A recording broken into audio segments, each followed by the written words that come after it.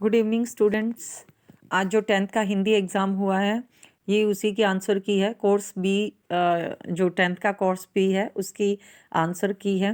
Set 1 है और मैं फटाफट आपको इसके आंसर बता रही हूँ डायरेक्ट, और 100% श्योर हूँ मैं इन आंसर्स को लेकर। पहला क्वेश्चन है, क्रोध धोखा कब देता है? Option B is right answer. कार्य कांड के संबंध में भूल होने पर। पहली ही पैराग्राफ की पहली ही लाइन है। जो आपका पैराग्राफ है वो लगभग सेम ही आए हैं एग्जाम में। जो सेकंड क्वेश्चन है उसका जो सेकंड क्वेश्चन है कि गद्यांश के मूल भाव को व्यक्त करने वाले कथन कौन सा है या कौन से है? तो पहला जो ऑप्शन है, बुद्धि और विवेक की भावना मनोविकारों पर अंकुश लगाती है। ये लाइन इसमें एज इट इज आपके पैराग्राफ में दी हुई है, तो हमें ज़्यादा नहीं पढ़ना। जो पहला ऑप्शन है वो ज़रूर चेक करना है कि वो है कि नहीं। तो ए ऑप्शन में नहीं है, बी में भी नहीं है, सी में है, बट हम डी में देख लेते हैं, डी में भी नहीं है, तो option C is right answer. ठीक है, नेक्स्ट क्वेश्चन है थर्ड। कारण और परिस्थिति के अनुरूप किया गया क्रोध ही उपयुक्त है, क्योंकि परिस्थिति के अनुरूप बुद्धि का प्रयोग कर परिमित यानी कि माप तोल कर क्रोध करने से भयंकर दुष्परिणामों से बचा जा सकता है। तो option D is right answer. जो नेक्स्ट पैराग्राफ है, इस गद्यांश में लेखक की चिंता का विषय है विश्व स्तर पर होने वाली भोजन की बर्बादी। नेक्स्ट है, मानवीयता के साथ साथ भोजन की बर्बादी प्रभावित करती है किसको? पर्यावरण को। नेक्स्ट है, निम्नलिखित कथन और कारण को ध्यान से पढ़िए और सर्वाधिक उपयुक्त विकल्प आपको चूज करना है। तो भोजन की बर्बादी जलवायु परिवर्तन का भी कारक है। ये हमने पैराग्राफ के जो लास्ट पैराग्राफ है उसमें साफ दिया हुआ है, क्योंकि भोजन भूमि पर फेंका गया भोजन तीव्र मात्रा में ग्रीन हाउस गैसों का उत्सर्जन करता है। तो option D is right answer. क्यों? कथन और कारण दोनों सही है, और जो कथन की सही व्याख्या भी करता है। नेक्स्ट है, जो सब्जेक्टिव है वो तो आपने इसमें ढूंढ ही लिए होंगे पैराग्राफ में। हम ग्रामर पर आते हैं। अव्यय पदबंध किसी भी वाक्य में क्या कार्य करते हैं? तो क्रिया की विशेषता बताने के लिए अव्यय पदबंध होते हैं, यानी कि क्रिया विशेषण। ठीक है, रहस्यात्मक और भयावनी खबरों से गांव का आकाश, इसमें वाक्य में आपको विशेषण पदबंध चुनना है। तो पहला ही है रहस्यात्मक और भयावनी यानी कि डरावनी, इसको अंडरलाइन करना है आपने। अगर खबर आपने अंडरलाइन किया है तो वो संज्ञा बन जाती है। ठीक है, तो हमें भयावनी तक ही अंडरलाइन करना है। मास्टर साहब भीगे हुए बादाम की गिरी तोतों को खिलाते, वाक्य में संज्ञा पदबंध आपको अंडरलाइन करना है। ठीक है, भीगे हुए बादाम की गिरी, भीगे हुए बादाम, भीगे हुए बादाम आपका संज्ञा हो सकता है। ठीक है, भीगे हुए बादाम की गिरी, गिरी भी आपका संज्ञा भी, गिरी तोते को खिलाते। ठीक है, तो भीगे हुए बादाम, बादाम आप संज्ञा पदबंध है। ठीक है, मुन्नी बाबा फल खरीद रहे थे, मुन्नी बाबू फल खरीद रहे थे, वाक्य में रेखांकित पदबंध है, आपको खरीद रहे थे क्रिया है। ठीक है, मास्टर साहब हल्के से आंखें झपकाते हुए, जहाँ भी हुए आता है वो लगभग क्रिया की विशेषता बताता है। ठीक है, शाबाशी देते हैं, तो हम यहाँ पर क्रिया के साथ क्वेश्चन करते हैं। शाबाशी देते हैं, कैसे देते हैं? हल्के से आंख झपकाते हुए, तो यानी कि कहाँ, कब, कैसे जब क्रिया के साथ लगाते हैं तो वो क्रिया विशेषण होता है। नेक्स्ट है वाक्य रूपांतरण। इसमें है, संयुक्त वाक्य को साधारण वाक्य में किस प्रकार परिवर्तित किया जाता है? तो जहां पर आपको संयुक्त वाक्य की डेफिनेशन बता सकते हो कि दो स्वतंत्र उपवाक्य होते हैं जो योजक से जोड़े जाते हैं, उसको सरल वाक्य में बदलने के लिए आपको योजक हटाना होगा, और एक ही उद्देश्य और एक ही विधेय सरल वाक्य में होना जरूरी है, यानी कि एक कर्ता और क्रिया, एक ही क्रिया का होना जरूरी है सरल वाक्य में। नेक्स्ट है, शैलेंद्र ने ऐसी फिल्म बनाई थी जिसे बच्चा कवि हृदय ही बना सकता है। इसमें आपको क्या करना है भाई? रचना की दृष्टि से वाक्य भेद लिखना है।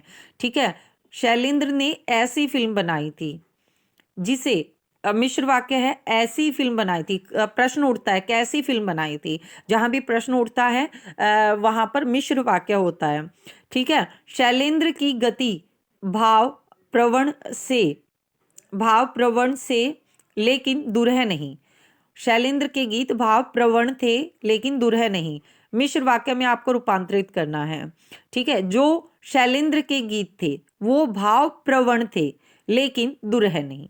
ये आप ऐसे इसका रूपांतरण कर सकते हैं। भाई साहब ने मुझे गले लगा लिया और बोले, सरल वाक्य में परिवर्तित करना है, भाई साहब मुझे गले लगाकर बोले। ठीक है, नेक्स्ट है, भाई साहब वही हाथ पकड़ उग्र भाव से बोले, संयुक्त वाक्य में रूपांतरित करना है। ठीक है, भाई साहब वही हाथ पकड़कर उग्र भाव से बोले, तो इसको संयुक्त वाक्य में बदलने के लिए हम कर सकते हैं कि भाई साहब ने वही हाथ पकड़ा और उग्र भाव से बोले। ठीक है, नेक्स्ट है समास, बहुव्रीहि और द्विगु समास में अंतर। तो जिसमें तीसरा पद प्रधान होता है वो बहुव्रीहि समास होता है, जिसमें पहला पद संख्यावाची और समूह का ज्ञान पहला पद संख्यावाची हो और जो समूह का ज्ञान करवाए वो द्विगु समास होता है। सदा प्रसंग के अनुकूल बातें कहनी चाहिए, वाक्य में रेखांकित पदों के स्थान पर एक समस्त पद और उसका भेद। सदा प्रसंगानुकूल, ठीक है, सदा प्रसंग के अनुकूल, प्रसंगानुकूल। और देखिए इसमें विग्रह दिया गया है तो आप समास का पता लगा सकते हैं। ठीक है, तो ये किस में आएगा, ये तत्पुरुष समास में आएगा। शुभ है जो आगमन का समस्त पद लिखते हुए समास का नाम लिखना है, शुभागमन।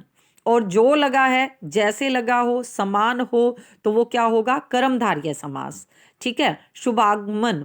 तिरफला पद की समास का उदाहरण है और क्यों, तीन फलों का समूह द्विगु और पहला पद संख्यावाची है। अव्ययी भाव समास का उदाहरण देते हुए अव्यय पद लिखिए।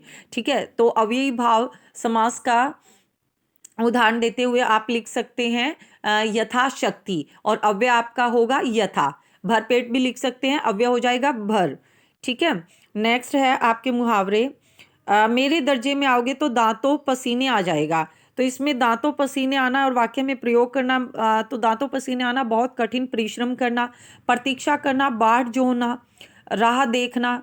ठीक है, टोपी उछालना, अपमानित करना, बेइज्जत करना।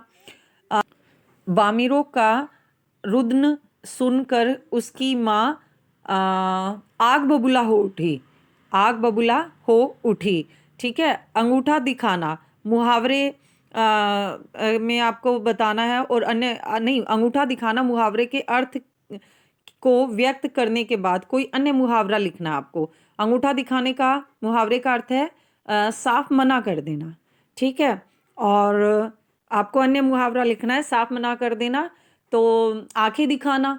ठीक है, आंखें दिखाना भी हो सकता है, नहीं, मुंह फेर लेना, मुंह फेर लेना। ठीक है, साफ मना कर देना और अंगूठा दिखाना, मुंह फेर लेना। ये इस प्रकार से मैंने सॉरी, इसके आगे आगे का जो पैराग्राफ है उसका और देखिए।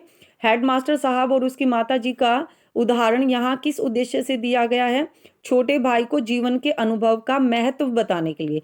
ये जब चैप्टर है, जहाँ पर ये चैप्टर है और ये पैराग्राफ है, तो इस पैराग्राफ के माध्यम से उसमें बताया गया है कि केवल किताबी शिक्षा ही महत्वपूर्ण नहीं होती, जीवन में जो एक्सपीरियंस होता है, जो अनुभव होता है, उसका भी अपना महत्व होता है, वो भी एक तरह की शिक्षा ही होती है।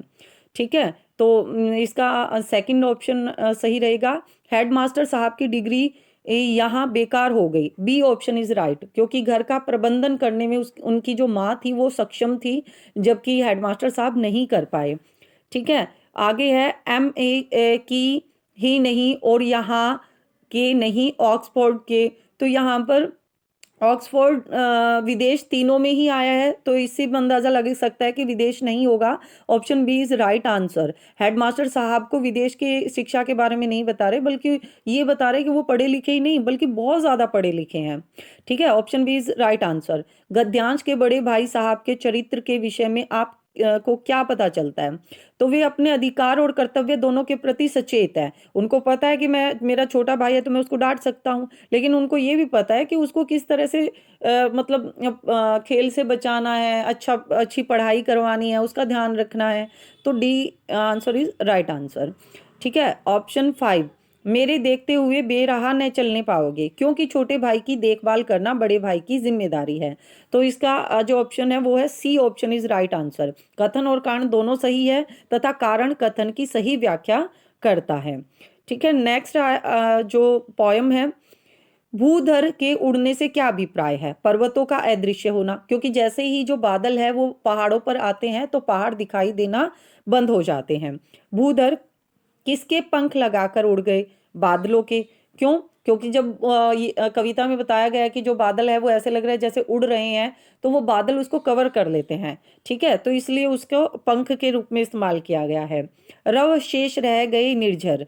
ठीक है, केवल झरनों की ध्वनि शेष रह गई। ठीक है, option B is right answer. Next है टूट पड़ा भू पर अंबर। तो आकाश द्वारा धरती पर मूसलाधार वर्षा करना। B is right answer. ठीक है, काव्यांश में इंद्रजाल किसे कहा गया है? तो पावस ऋतु की में प्रकृति के पल पल परिवर्तित रूप को क्या कहा गया है? इंद्रजाल कहा गया है। तो इस प्रकार से सारे ऑब्जेक्टिव जो क्वेश्चंस है वो मैंने आपको बता दिए हैं। सब्जेक्टिव जो हैं वो आप लोगों को पता ही होंगे, और उम्मीद करती हूँ कि आप लोगों का एग्जाम बहुत अच्छा हुआ होगा। धन्यवाद।